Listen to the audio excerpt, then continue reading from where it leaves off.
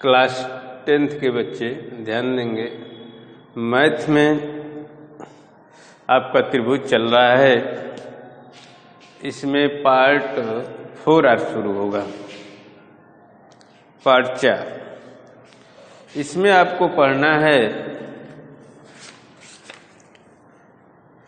दो समरूप त्रिभुजों का क्षेत्रफल।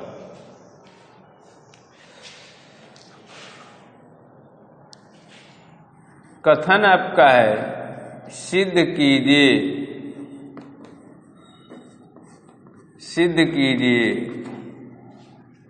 दो समरूप त्रिभुजों के क्षेत्रफल, दो समरूप त्रिभुजों के क्षेत्रफल,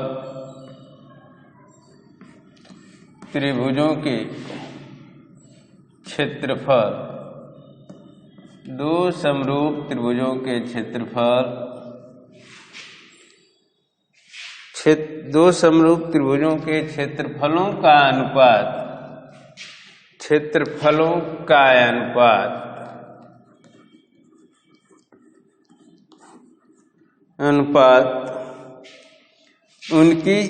इनकी संगत भुजाओं के अनुपात के, इनकी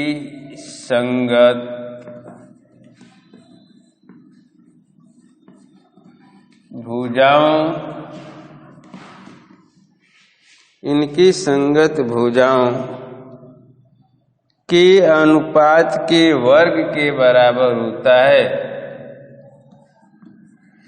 अनुपात के वर्ग के बराबर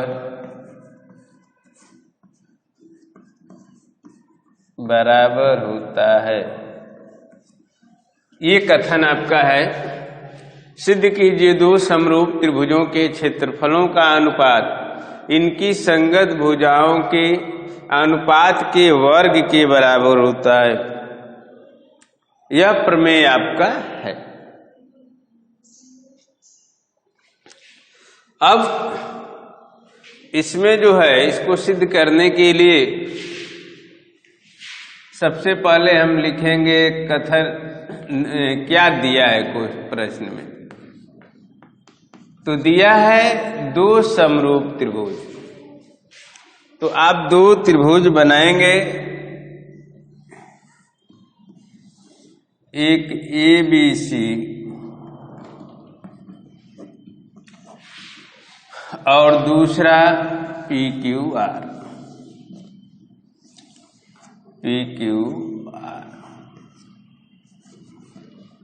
ये दोनों त्रिभुज समरूप हैं, यानी दिया है त्रिभुज ABC समरूप त्रिभुज PQR। ABC समरूप त्रिभुज PQR दिया है। सिद्ध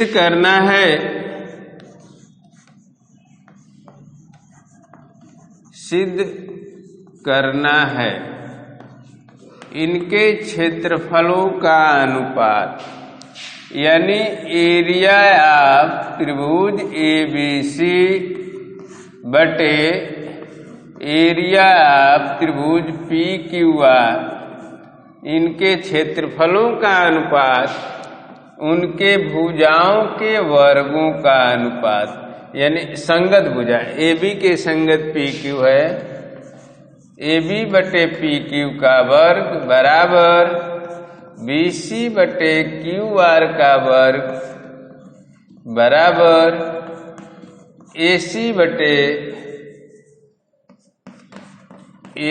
बटे PR का वर्ग। ये आपको सिद्ध करना है। दो समरूप त्रिभुजों के क्षेत्रफलों का अनुपात इनकी संगत भुजाओं के वर्गों के अनुपात के बराबर होता है। अब इसको देखा जाए कैसे सिद्ध होगा। सिद्ध करने के लिए आपको रचना करनी होगी। रचना आपका है ए से BC पर हम लंब डालेंगे AD और P से QR पर लंब खींचेंगे PM, यानी AD लंब BC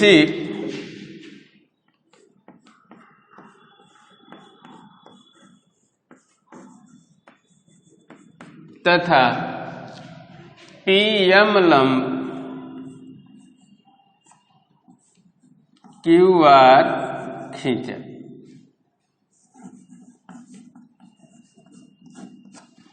ये हम लंब खींच देंगे। उपपत्ति कैसे सिद्ध होगा इसको देखा जाए। एरिया ऑफ त्रिभुज ABC बटा एरिया ऑफ त्रिभुज PQR, यानी त्रिभुज ABC का क्षेत्रफल अनुपात त्रिभुज PQR का क्षेत्रफल। तो ABC का क्षेत्रफल, त्रिभुज का क्षेत्रफल आप जानते होंगे 1/2 आधार गुणे शीर्ष लंब, यानी ABC का क्षेत्रफल हो जाएगा 1/2 आधार BC है और शीर्ष लंब AD है, 1/2 BC गुणे AD। उसी तरह PQR का हो जाएगा 1/2 QR गुणे PM, 1/2 1 कैंसिल हो जाएगा, BC/QR गुणे AD/PM।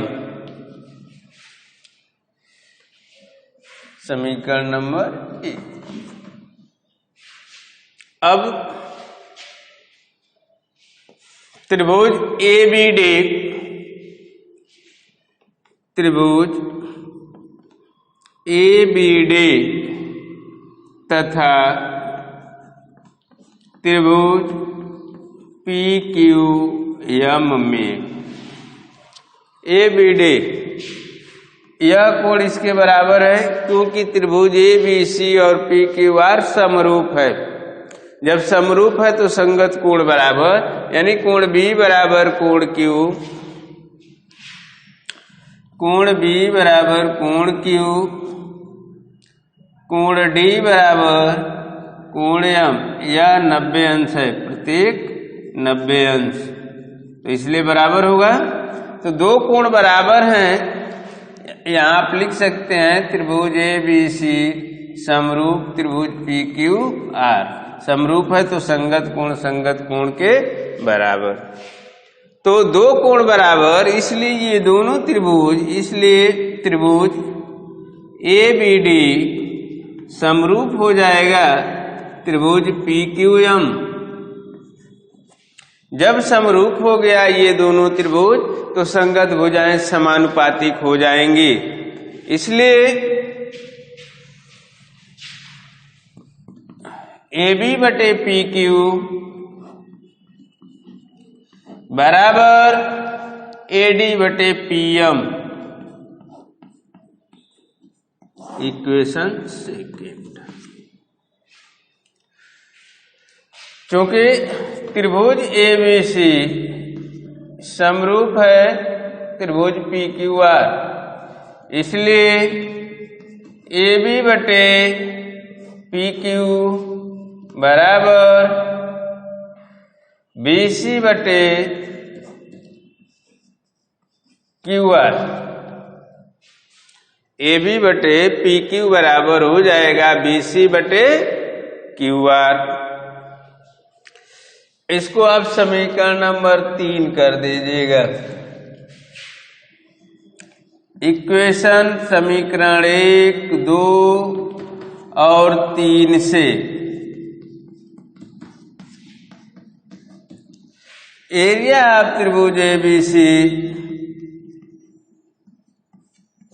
बटा एरिया ऑफ त्रिभुज PQR बराबर, अब ध्यान दीजिए, BC/QR, समीकरण 3 से BC बटे QR की जाए AB बटे PQ हो जाएगा, AB बटे PQ गुणे AD बटे PM, AD बटे PM को भी हम AB बटे PQ लिख सकते हैं, AB बटे PQ।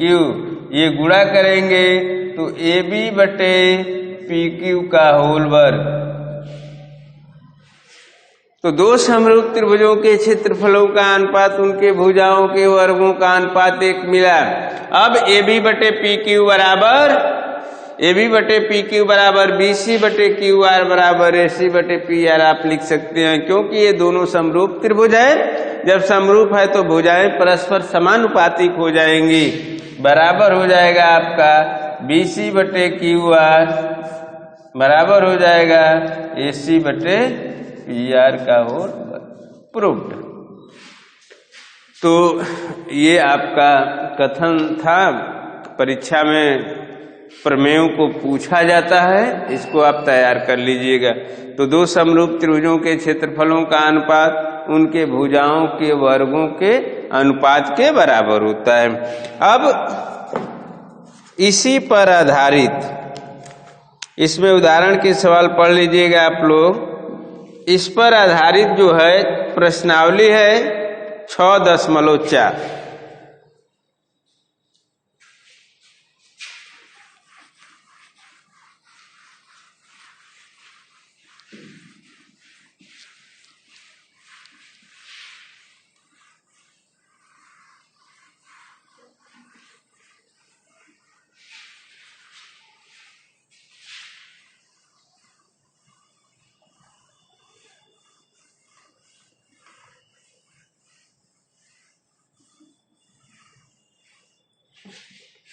प्रश्नावली 6.4।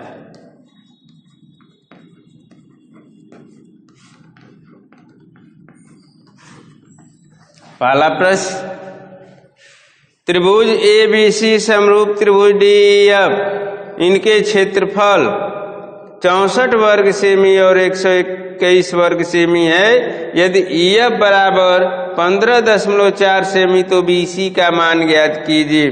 तो दो समरूप त्रिभुजों के क्षेत्रफलों का अनुपात यानी एरिया ऑफ त्रिभुज ABC बटा एरिया ऑफ त्रिभुज PQR, दो समरूप त्रिभुजों के क्षेत्रफलों का अनुपात इनके भुजाओं के वर्गों का अनुपात। तो जो दिया है और जो पूछ रहा है उन्हीं भुजाओं को हम लिखेंगे। तो BC बटे EF, BC PQR नहीं है, सॉरी DEF है, DEF एरिया ऑफ त्रिभुज DEF। तो BC बटे EF, BC बटे EF का होल वर्ग, ये आपका सूत्र बन जाएगा। दो समरूप त्रिभुजों के क्षेत्रफलों का अनुपात उनके भुजाओं के वर्गों का अनुपात। तो भुजाएं BC और EF लिया गया है, क्योंकि BC का मान जो है पूछ रहा है और EF का मान दिया है। तो जो पूछेगा और जो दिया रहेगा उन्हीं भुजाओं का अनुपात आपको लिखना होगा। अब एरिया ऑफ त्रिभुज ABC दिया है 64, PQR दिया है आपका 121, DEF दिया है 121, BC का वैल्यू निकालना है, EF का मान दिया है 15.4। अब दोनों ओर का वर्गमूल ले लीजिए, अथवा 64 को 8 का स्क्वायर और 121 को 11 का स्क्वायर आप लिख सकते हैं। BC बटे 15.4 का होल स्क्वायर। ये वर्ग से वर्ग समाप्त हो जाएगा। 8 बटे 11 बराबर BC बटे 15.4। अब इसलिए BC बराबर हो जाएगा, ये तिर्यक गुणा हो जाएगा 8 गुणे 15.4 बटा 11। 11 एक कम 11, 11 चौक 44 और 8 चौके 32, 8 एक कम 8 3 11, एक स्थान पे दशमलव 11.2 सेंटीमीटर BC का मान होगा। प्रश्न नंबर 2, दूसरा प्रश्न है, एक समलंब ए बी सी डी, जिसमें ए बी समांतर डी सी है। अब समलंब त्रिभुज आप बना लीजिए, समलंब चतुर्भुज ए बी समांतर डी सी। ए बी समांतर डी सी है के विकर्ण परस्पर ओ पर प्रतिच्छेद करते हैं। इसके जो विकर्ण हैं परस्पर ओ पर प्रतिच्छेद करते हैं। यदि ए बी बराबर 2CD हो तो त्रिभुज ए ओ बी और त्रिभुज सी ओ डी के क्षेत्रफलों का अनुपात ए ओ बी और सी ओ डी के क्षेत्रफलों का अनुपात। तो इन दोनों त्रिभुजों को समरूप पहले हम दिखाएंगे, और समरूप यह कोण इसके बराबर एकांतर कोण त्रिभुज ए ओ बी तथा त्रिभुज डी ओ सी में, सी ओ डी में। आइए, ओ ए बी, कोण ओ ए बी बराबर कोण ओ सी डी और कोण ओ बी ए बराबर कोण ओ डी सी। ये दोनों एकांतर कोण है, एकांतर कोण, ये दोनों एकांतर कोण है। यह कोण इसके बराबर, इसको भी आप लिख सकते हैं, तथा कोण ए ओ बी बराबर कोण डी ओ सी, शीर्षाभिमुख कोण। तो तीनों कोण बराबर हो गए, इसलिए दोनों त्रिभुज समरूप। इसलिए त्रिभुज ए ओ बी समरूप त्रिभुज C O D. A O B C O D के समरूप हो गया। जब ये दोनों समरूप हैं तो इनके क्षेत्रफलों का अनुपात उनके भुजाओं के वर्गों का अनुपात होगा। इसलिए एरिया ऑफ त्रिभुज ए ओ बी बटा एरिया ऑफ त्रिभुज सी ओ डी, इनके भुजाओं के वर्गों का अनुपात। तो हमको ए बी और सी डी भुजा लेना है, यानी ए बी बटे सी डी, ए बी बटे सी डी का होल वर्ग। आप देख रहे हैं कि ए बी बराबर 2CD है, दिया है ए बी बराबर 2CD, यानी ए बी के जगह हम 2CD रख सकते हैं बटा सी डी का होल स्क्वायर। सी डी से सी डी कट जाएगा, 2 का वर्ग 4 हो जाएगा, यानी 4 बटा 1। अब स्क्वायर करेंगे, ये सी डी कैंसिल हो जाएगा, 2 बटे 1 का स्क्वायर हो जाएगा, और ये हो गया 4 बटे 1 बराबर 4:1। तो इनके क्षेत्रफलों का अनुपात हो गया 4:1। ये आपका आंसर हो जाएगा, आंसर। तो आज हमने इस वीडियो में आपको 6.4 शुरू कर दिया है। इसमें 2 प्रश्न हमने बता दिया और इसका एक प्रमेय बता दिया। जो प्रमेय बताया गया है उसी प्रमेय पर आधारित इसमें प्रश्नों को दिया हुआ है। इसको आप लोग पढ़िएगा, समझने का प्रयास कीजिएगा। इससे पहले आप उदाहरण अवश्य लगाइएगा।